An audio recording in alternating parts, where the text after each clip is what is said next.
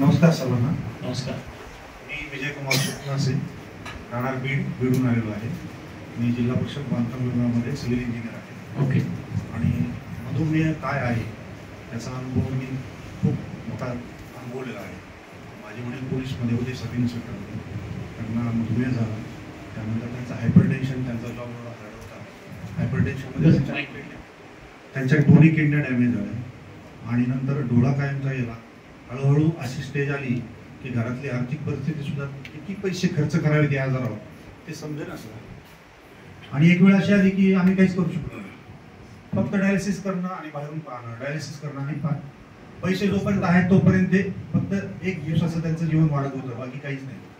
आता सध्या माझ्या मिसेसला शुगरचा त्रास आहे आणि मी फेसबुकच्या माध्यमातून तुमचं समर्थ सोशल फाउंडेशन बद्दल माहिती मिळाली मला आणि मी तिकडे ग्रुपला जॉईन झालो. आणि मग मी तिथूनच ज्या ग्रुपला जॉईन झालो तिथूनच मी 2 महिन्यासाठी अगोदर मागून घेतलं आहे तुमचं अँटॉक्सिटी आणि अँट्रॉसिटी. 2 महिन्याच्या रिझल्टमध्ये मला असं जाणवलं की माझ्या मिसेसला मागच्या 7-8 वर्षापासून वेळोवेळी औषधं घेऊन, चांगल्या डॉक्टरांची औषधं घेऊन सुद्धा त्यांची शुगर कंट्रोलमध्ये येत नव्हती.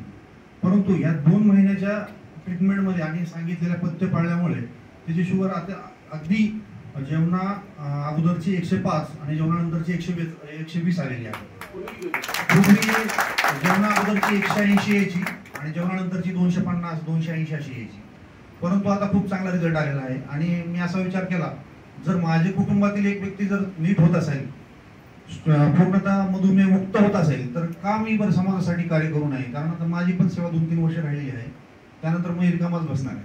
मग मी ठरवलं की माझे काही मित्र आहेत, त्यांची मुलं नशा करतात, पण त्यांना नशामुक्ती करता येईल.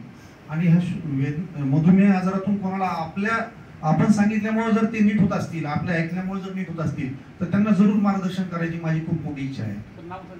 माझं नाव विजय सुकनासे, बीड.